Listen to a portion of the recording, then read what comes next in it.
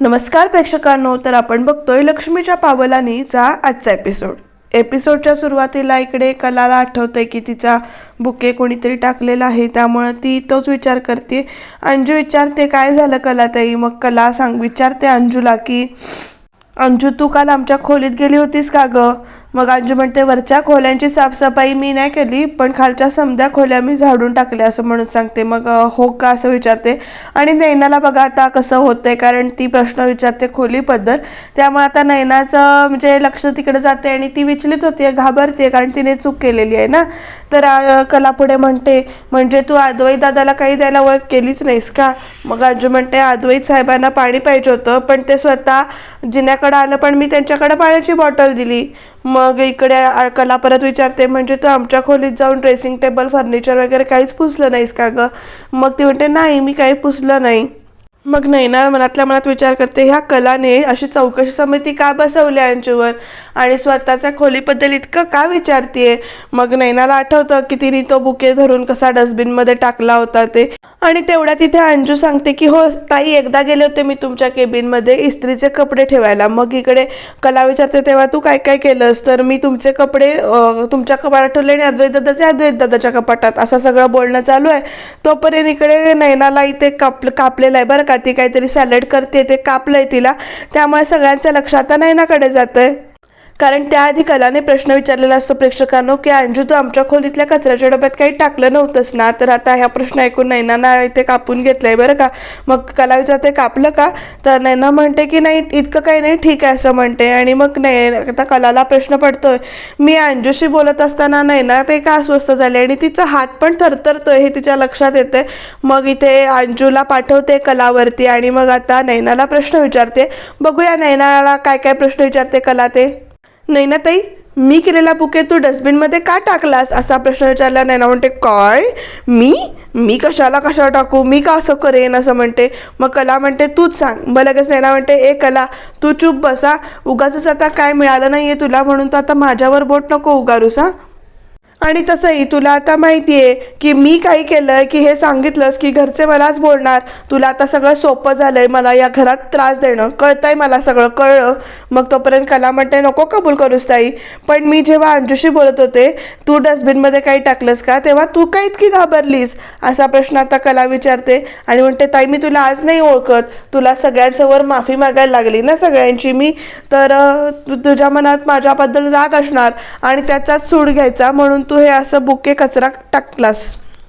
नाही आता तू कितीही नाकारलंस, कितीही नाही म्हणालीस तरी मला माहिती आहे, पण ताई एक गोष्ट लक्षात ठेव, या अशा भरलेल्या घरामध्ये राग द्वेष तिरस्कार या सगळ्याने ना चांगल्या गोष्टीसुद्धा विस्कटायला वेळ लागत नाही. त्यामुळं असं भरलेल्या वास्तूमध्ये वाईट विचार फार वेळ धरून ठेवायचे नसतात.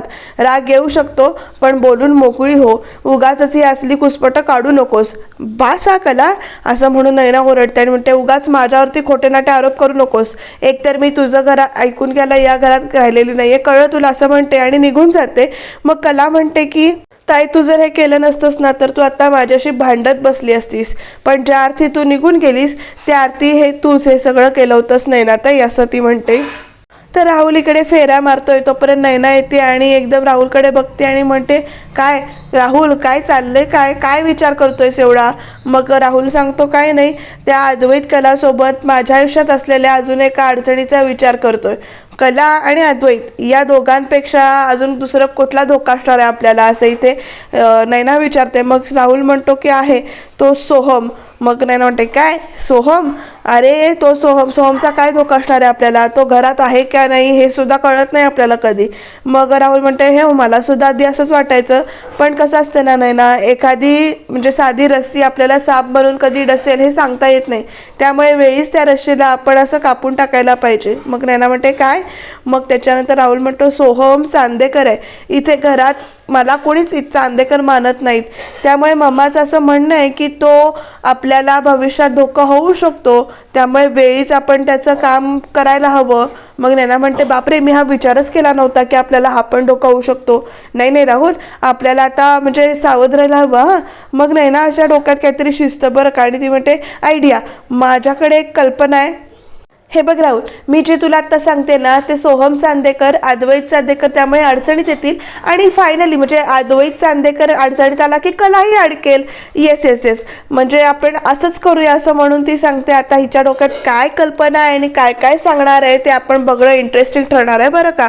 मग एका दगडात 3 पक्षी मारायचे असं ती म्हणते आता, आणि ती राहुलला ना प्लॅन सांगते काहीतरी. आता त्या प्लॅननुसार राहुल इथे काम करणार आहे. पण प्रेक्षकांनो, रोहिणी अजून आहे ना तिथे. रोहिणीला प्लॅन आधी सांगायला हवा, नाही तर दरवेळीसारखे तोंडावर पडतील. तुम्हाला काय वाटतं ते कमेंटमध्ये नक्की सांगा. तर आबा इथे कलाचं कौतुक करतात आणि म्हणतायत तुझ्या हाताला चव आहे. मग तोपर्यंत कला विचारते आजोबा तुम्हाला आल्याचा चहा देऊ का. ते म्हणतात नको. मग सरोज मॅडम तुम्हाला वेलदोडावाली कॉफी देऊ का. मग नको म्हणतात सरोज मॅडम. पण आबा म्हणतात अद्वैतचं यश बघून काल खूप झोप छान लागली बघ. अद्वैत आनंदच घेऊन असतो, पण आहे कुठं तो असा प्रश्न विचारतात आबा. आणि तोपर्यंत नाही ते घराचा दरवाजा बंद होतो, कारण कला म्हणते मला काही माहिती नाही. तर तोपर्यंत आता सगळ्यांचे लक्ष इथे दरवाजाकडे गेले.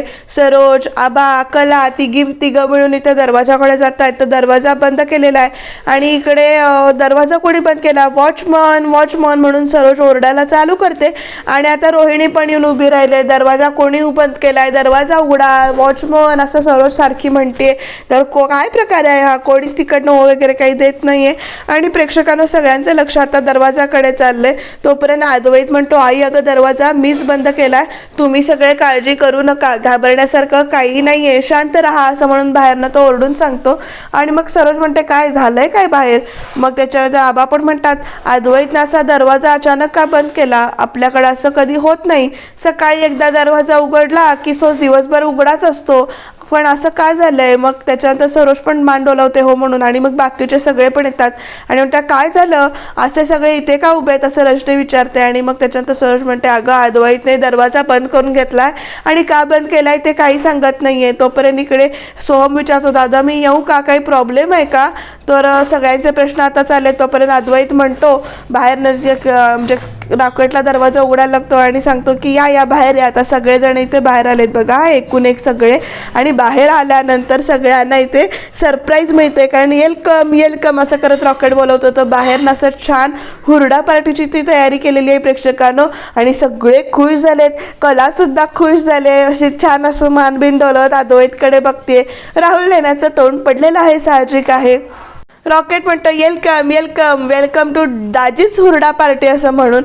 आणि मग त्याच्यानंतर सोहम म्हणतो वाव दादा काय कमाल आहे, तू तर सरप्राईजवर सरप्राईज देतोयस आम्हाला, मला ना असं हे सगळं पेंटिंगसारखंच वाटतंय हे असं म्हणून इकडे सोहम सांगतो. बरं बसा बसा, अद्वैत सांगतो सगळ्यांना बसून घ्या सगळे. आणि रजनी वगैरे सगळे इथे बसून घेतात अशी. मग त्याच्यानंतर आबा म्हणतात अद्वैत पर तुला ही कल्पना सुचली कशी. मग सरोज म्हणते हो ना, आपण आपल्याकडेच कधी हुरडा पार्टी केलेली नाहीये, तुला सुचलं कसं हे असं विचारते. मग इथे अद्वैत म्हणतो म्हणूनच सुचलं मला. म्हणजे अद्वैत म्हणतो पुढे आपण अशी कधीच पार्टी केलेली नाहीये, खऱ्यांकडे नेहमी अशी पार्टी होते असं म्हणून सांगितल्यानंतर मग अद्वैत म्हणतो म्हणून म्हटलं आपण सुद्धा करूयात, तेवढ्याच सगळ्यांना चेंज. आणि मी एकट्याने काही केलेलं नाही आहे, रॉकेटनं सुद्धा मला मदत केली असं इथे सांगतो तो. आणि प्रत्येकजण असं हसतो. मग अद्वैत म्हणतो कला म्हणते मनातल्या मनात म्हणजे मी याला सांगितलं की मला वेगळी पार्टी पाहिजे म्हणून चांदेकरने ही हुरडा पार्टी अरेंज केली. किती छान, वा वा चांदेकर, तुला माझ्याकडून यासाठी 100 पैकी 100 मार्क. पण अद्वैत मुळात मुद्दामून म्हणतो की सगळ्यांसाठीच वेगळा एक्सपिरियन्स असेल म्हणून हे केलं. तर रोहिणी लगेच सरोजचे कान खायला सुरुवात करते. ती म्हणते बघितलंस ना सरोज वहिनी, खऱ्यांकडे हुरडा पार्टी होते आणि आता त्यांच्या मुलीला बरं वाटावं म्हणून आपल्याकडेही होते असं इथे रोहिणी कानात सांगते सरोजच्या.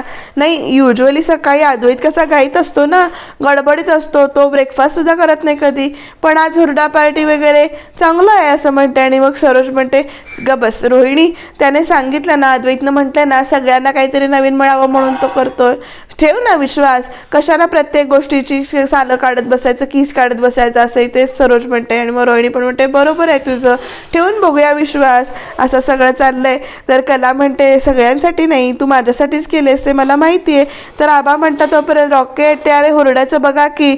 मग अद्वैत म्हणतो आबा सगळी तयारी झालेली आहे, मी प्लेट्समध्ये देतो सगळ्यांना. राहुल अरे बस ना असं म्हणते. आणि मग नैना पण तुरू चालत पुढे येते, मदत करायला नको का.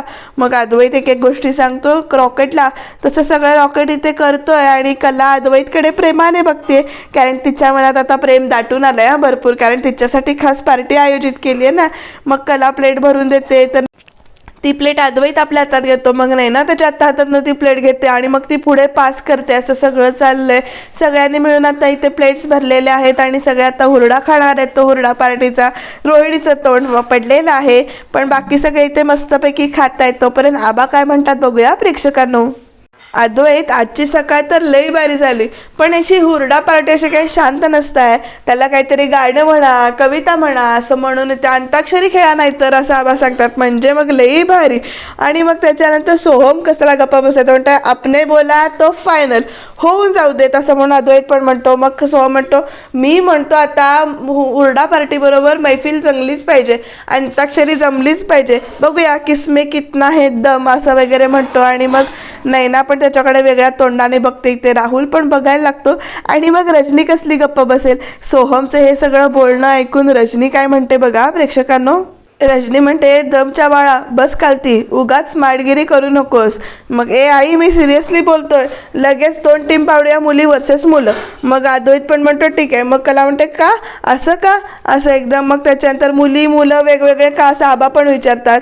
मग त्याच्यानंतर सोहम म्हणतो, आबा या मुली आहेत ना, या तोरा मिळवतात आणि मग ना आपापसात भांडत बसतात, म्हणजे आपण एकत्र आलो ना नक्की जिंकू वगैरे असं इथे की नाही सोहम सांगतो. मग रजनी म्हणते, असं काही नसतं, आम्ही अजिबात घाबरत नाही, काय कला.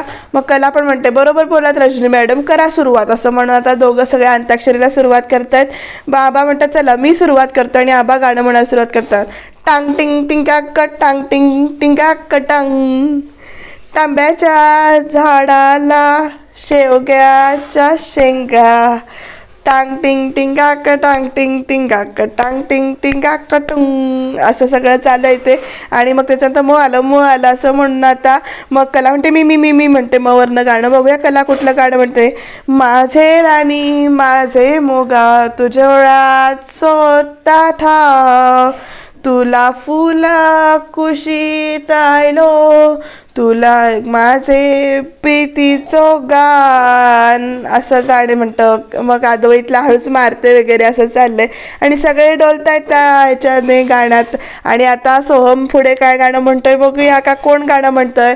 मग तोपर्यंत अद्वैत चालू करतो, आम्ही जातो आबूच्या गावा, आमचा तो राम राम घ्यावा. आणि मग त्याचं गाण्याचा आवाज ऐकून ना इकडे सगळेजण बघायला लागतात. तर सोहम म्हणतो की दादा तू असं गाणं का म्हणतोयस. तर इकडे नैना आणि राहुलची खुसूर चालू आहे. सोहम गाणं म्हणतो, आम्ही जातो आमच्या गावा, आमचा राम राम घ्यावा, आम्ही जातो आमच्या गावा, आमचा राम राम घ्यावा. तर नैना हळूच विचारते राहुलला की तू काय सांगितलं होतं केलंस का. तर राहुल म्हणतो की माणसं निवडली आहेत आणि होईल काम. तर ही दोघं बोलून झाल्यानंतर इकडे रोहिणी येते राहुलशी बोलायला. तर राहुल काय म्हणतो बघा, मम्मा अगं ते मी नैनाला सांगत होतो की नैनाशी बोलत होते की आमच्या रूममधला ना हीटर तो थंड चाललाय, नाही ॲक्च्युली बंद पडलाय. मग रोहिणी म्हणते मी तुला विचारलंय का तू तिच्याशी काय बोलत होतास ते वगैरे. नाही ना, उगाच एक्सप्लेन करायची गरज नाही आहे मला. मग राहुल म्हणतो मम्मा तुला आवडत नाही ना मी तिच्याशी बोललेलं. आणि ह्या दोघांची खुसूर इथे सरोज बघते बरं का. मग त्याच्यानंतर रोहिणी म्हणते मला काही फरक पडत नाही आहे, ती मुलगी एक्झिस्ट करो किंवा न करो, पण तुझं तुझ्या कामाकडे लक्ष नाही आहे. आता तुझी बाहेर लफडी आहेत ना ती सगळी बंद करायची आणि फक्त कामावरच फोकस करायचा जे काही असेल ते. रोहिणी म्हणते हे घर, चांदेकरचा पैसा आणि वैभव या सगळ्या गोष्टीवर लक्ष द्यायचे तू, आणि याच गोष्टीवर लक्ष द्यायचेस. बाय द वे मी तुला सोहमविषयी काहीतरी म्हणाले होते, काय केलंयस त्याचं, त्याविषयी काही प्लॅन केलायस की नाही असं इथे रोहिणी विचारते. तर राहुल म्हणतो या सोहमविषयी मी काहीतरी नक्कीच प्लॅन केला आहे. आणि रोहिणी पण सांगते आता तुझं एकच लक्ष असायला हवं, सोहम असं म्हणून. आणि तोपर्यंत प्रेक्षकांना या दोघांचं बोलणं चालू आहे आणि रजनी तिथे आली आणि त्यामुळे ही दोघं एकमेकांकडे बघतायत. आणि रजनीनं ऐकले का काय अशी या दोघींना पण शंका येते. पण रजनी म्हणते मला जरा ताक प्यायचं होतं म्हणून मी इथे आले होते असं म्हणून सांगते इथे. आणि मग रोहिणी म्हणते ओ हो घे ना घे असं म्हणते आणि मग जागेवर जाऊन बसते. आणि ते इकडे गाण्याच्या भेंड्या अजून जोरात चालू आहेत. बघूया कुठली गाणी चालू आहेत ते. ही चाल तुरु तुरु उडती केस भुरू भुरू असं चाललंय आणि कलाला गाणं आठवत नाहीये, त्यामुळे Soham tick tick 1 tick tick 2 tick tick 3 tick tick 4 असं म्हणते. मग इकडे कला म्हणते म्हणजे एक थांबा थांबा. मग अद्वैत म्हणतो का तुला गाणं येत नाही म्हणून चाललंय ना. मग त्याच्यानंतर अद्वैत म्हणतो रवरून काय असतं रे सोहम तुला माहितीये का, रडीचा डाव असतो. मग सोहम म्हणतो हा एक्झॅक्टली बरोबर आहे. मग इकडे कला म्हणते मी रडीचा डाव खेळत नाहीये. तरी दोघांची इथनं भांडणं चालू आहेत. तुला गाणं म्हणून दाखव ना, येतंय ना म्हण ना, असं चालू आहे सगळं. आणि तोपर्यंत आता रजनी आली बरं का तिकडनं. रेशमाच्या रेगानी लाल काळ्या धाग्यानी कर्नाटकी कशी दामी काढीला, हात नगा लावू माझ्या साडीला, हात नगा लावू माझ्या साडीला. नवी कोरी साडी लाख मोलाची, बरली मी लक्षी फुल येलाची बाई येलाची. गुंफी येले राघुमोर जोडीला, हात नगा लावू माझ्या साडीला, हात नगा लावू माझ्या साडीला. असं सगळं चालू आहे. ते सगळे हसतात. मग आबा पण म्हणतात आवाज लय भारी आहे तुझा असं रजनीला सांगतात. आणि आता कला म्हणते बस मी नाही रडीचा डाव नाही खेळत, मी काय बोलायचं ना, जाते मी वडे करायला असं म्हणून निघत असते. मग अद्वैत एकदम म्हणतो तुझ्याकडच्या गाण्यांचा स्टॉक संपला हे सांग ना, घाबरलीस ना असं म्हणून परत तिला इथे खाली बसवतो बरं का. आणि रोहिणी म्हणजे असं तोंड वाकडं करते. मग कला म्हणते मी काहीही बोलू नकोस. मग अद्वैत म्हणतो मी करेक्ट बोलतोय ना, हिला गाणं येत नाही म्हणून ही जाते. आणि ह्या दोघांची इथे भांडणं चालली, इथे वडा झाला, इथे भांडणं वडे करायला चालली.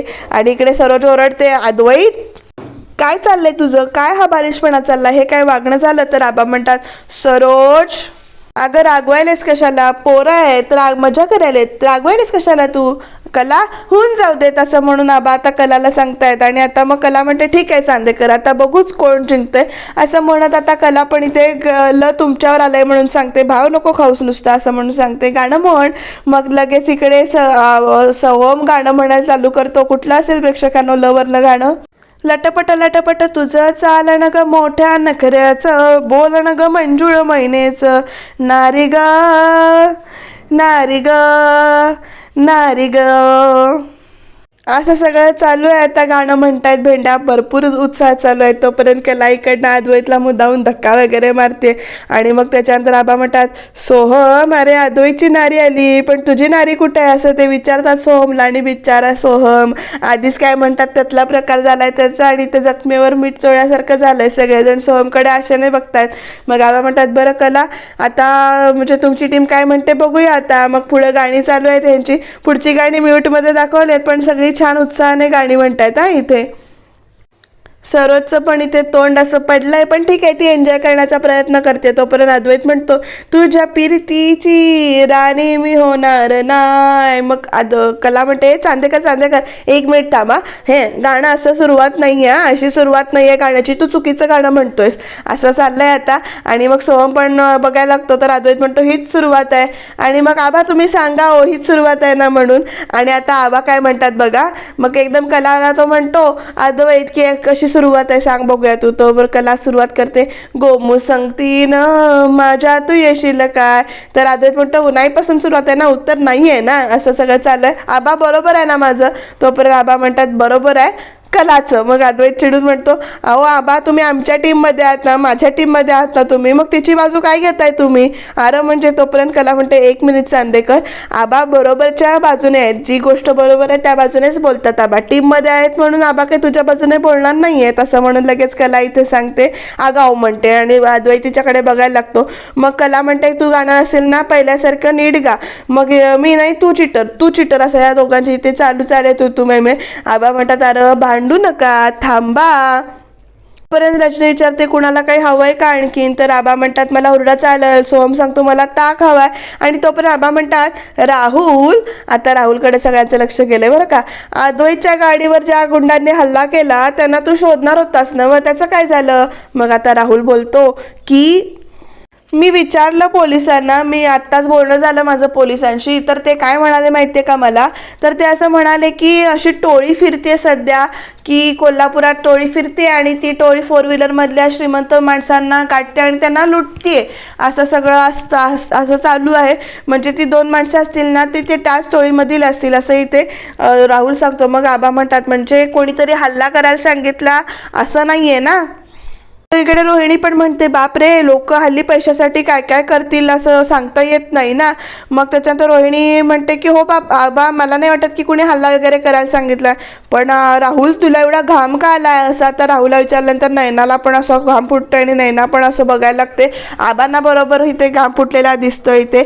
आणि कलाला पण आठवते की ती 2 माणसं कशी मुद्दामून इथे येत होती आणि कलाचं लक्ष राहुलकडे जात आहे, तर खरोखर राहुल इथे घाम पुसतोय आणि आता त्यामुळे कलाच्या डोक्यात संशयाची सुई आली. आणि तोपर्यंत आता तुमच्या केबिनमध्ये उंदीर पडलेत मरून, मग तुम्हाला कसं कळलं वगैरे ते.